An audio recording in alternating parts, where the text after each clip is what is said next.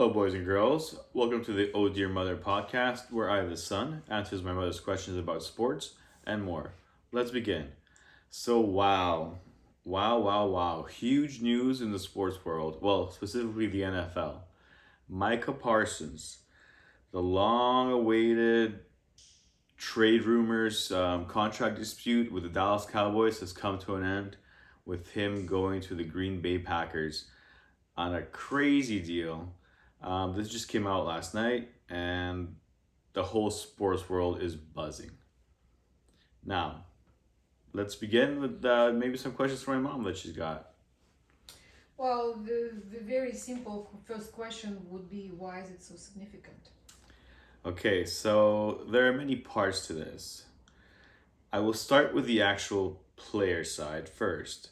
He has been one of the top three defensive players um, in the league for the past 4 years since he got drafted 4 years ago. He has had 52 and a half sacks in those 4 years, which is, I think, third behind Myles Garrett and TJ Watt. He's homegrown. He's 26 years old. He's due for a big contract. This will be his first contract outside of his rookie year contract. So he's due for a nice raise. So if he had played for the Dallas Cowboys this year and actually played and not sat out like he was planning to or doing or at least appearing to, he would have made, I believe, 22.3 million, something like that. However, he was trying to get a deal close to TJ Watts, which was 41 million, who set the bar for the contract for that position. So that's why he was sitting out. And everyone thought he would never leave the Cowboys for the reason I said. Homegrown, young, one of the best players in the league. Not just his position, top 15, maybe even top 10 in the entire league players wise. Top 3 in his position. So, now here's the bigger part that I think at least. It's the owner of the Dallas Cowboys, Jerry Jones, the big oil man in Texas. Always known to be a drama queen. Just had a series on Netflix released where he literally says the Cowboys are a drama show. And if there's not enough drama happening, I will make drama. Well, buddy, you took a bit too much of a bite where you thought your balls were bigger than his. And I think, like most of sports pundits and analysts think, you lost big time. And all it came down to was not football thinking. It was complete passion and heart and what you thought you had. And you just assumed that you had it all, but you didn't. So what it comes down to, back in March, they had a dinner and they had a conversation without the agent. And they shook hands on a deal, which back then would have made him the most highest paid player in the league outside of quarterback. But the market has changed. Now the minimum is 41. So, of course, the agent does not want to do that. And on top of that, Jerry Jones does not even want to meet with the agent. So how can a player who's 25 years old meet with an 82-year-old owner of the biggest franchise of sports possibly in the world? The only team, there's two teams I think I put ahead in the world value-wise.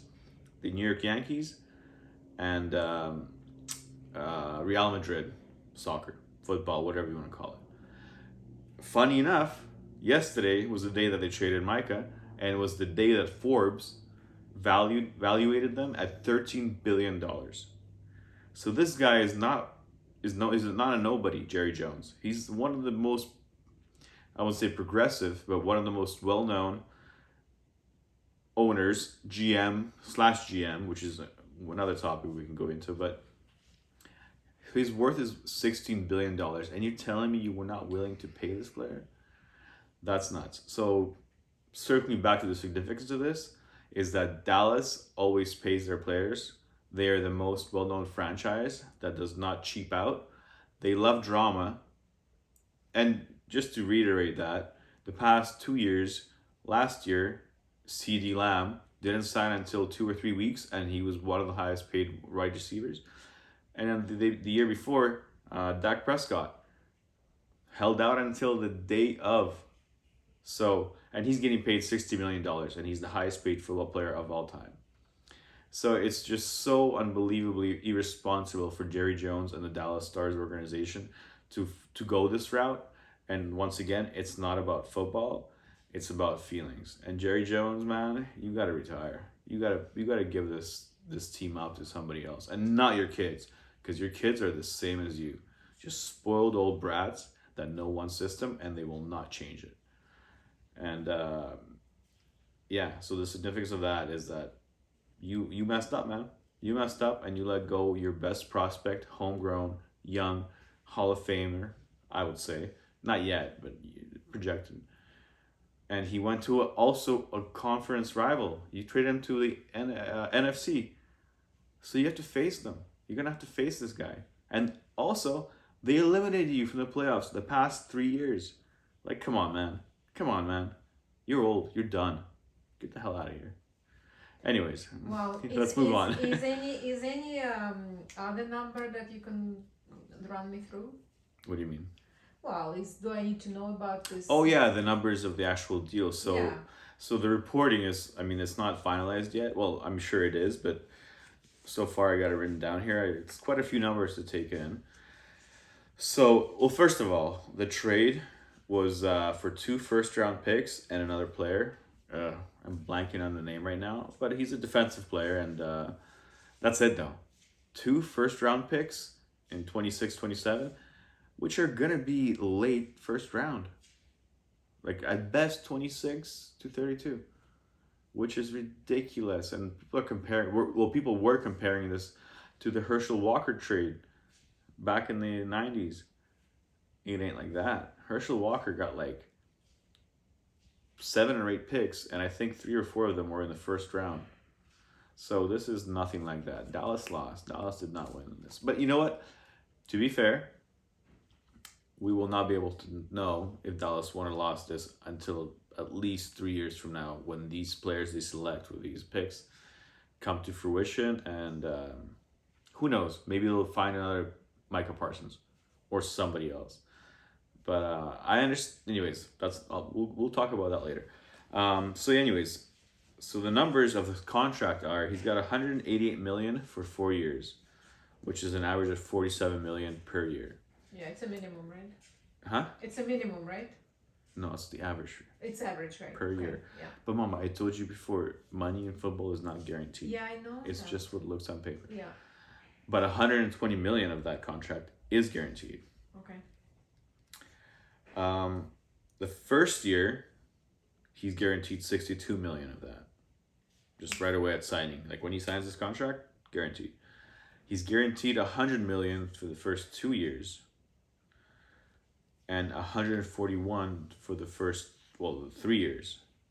After that, the 4th year, I'm not 100% sure what their negotiation was, if it's a player's option or a team option or whatever it is. But anyways, he's guaranteed 120 million, and throughout the first 3 years, if he's still there in the 3rd year, he's guaranteed 141. Not guaranteed, he gets 141. He plays through the whole 3 years. The 3rd year, I mean. So, if they cut him after 2nd year, he's still guaranteed the 120. Okay. Also, he gets 44 million bonus at signing. So right away when he signs the contract, 44 million into his account. Okay. But after that, which doesn't really matter, for those 3 years, he has a very low base salary of like between 1.5 million and 3.5 million because of those bonuses that were just guaranteed right away at signing. So that doesn't really matter. But overall, including this contract will not start until next year. So overall, he will get, including this last, like his final rookie contract that's going to be coming up this season, 210 million, which is pretty damn good for 5 years and a non-quarterback position. I see. But he also now reset the market. What I wanted to get back to is non-quarterbacks don't get paid like crazy. Yeah, you mentioned that before. So before, the market was reset at 42, he got 47. So it wasn't like, okay, we'll pay you 42 and a half or 43. No, he demanded whatever he demanded. I understand why Jerry Jones was like, no, man, no way. But the Green Bay Packers were willing to pay that Okay, price. so what makes an owner of such a lucrative and important team as a Dallas? Is it Dallas Cowboy? Yeah, the Dallas Dallas Cowboys. Cowboy trade a player of such caliber? Pride and money. Like I was saying before, Jerry Jones has the money. Dallas is the most expensive or the most valuable team money wise in North America, except maybe the Yankees, and like I said, maybe Real Madrid in soccer. So he has everything he needs money wise. It was all about pride. It was not a football decision. It was all about pride. Wow. So, in your opinion, who does it benefit the most? By far, the Green Bay Packers, because instantly overnight they become Super Bowl contenders. Well, they already were fringe Super Bowl contenders, but now they are one of the favorites. I would say the second favorite, maybe okay, top three favorites in the NFC after the Eagles, who just won the Super Bowl, and the Detroit Lions, who are Eagles. very good. Philadelphia Eagles. They won Super Bowl. Yeah. Oh, okay. Sorry. Anyways, yeah, and the Detroit Lions, who are in their division. So I think it's going to be a race between those three teams. Not a race, but the competition between those three teams. And I could throw in the Washington Commanders as well. But I think they're still a little bit too young. I do think they improved, the Commanders. I'm talking about the Commanders now. I do think they improved players-wise, but I think there's going to be a little bit of regression. Not from Jaden Daniels, but just bonding the new people, the new faces, and the new styles together. And with Detroit, they lost both of their offensive and defensive coordinators, who were an integral part of the season last year, which was relatively surprising. So yeah, it's a bit of an open race, but I still think that the Eagles are at the top, are number one, and then it's a three-way tie between Detroit, Green Bay, and the guy I was talking about them, and Washington. So we'll see. And on the flip side, I think Dallas had a major loss. Not only is a team from football perspective, that's one thing. On the major side, I think this is the biggest. This is the end of Jerry Jones as a face of Dallas Cowboys. Wow. Dallas will not. The Dallas fan base will not take this well. That's the first question when I happened to know about this news for me were like, I mean, the season starts like in what, like a week, like 10 days or so. No, Thursday, 6 days. Oh well, exactly. So it's And right. they played the opening game against the Eagles, Oof. and they're in the same division. That's the Wow. crazy part. So, like a couple of days before, a week, like in a week, right? To make such a huge change in your team. What about fans? What about the loyalty? What about thinking about the fans that supports the team, right? Well, that's I mean, what I'm that's saying. for me. It was like, wow, you really don't value us. Exactly. That's what everyone's saying. You should see ex-Dallas players on their YouTube or podcasts. This is a sad, sad day for Dallas. This is a sad day for Dallas. Sad for the fan base. Sad for everyone. Like Michael Irving, who's like one of the top, most known Dallas Cowboys of all time. He played with them in the 90s. He was like, yeah, literally like, this is a sad, sad day.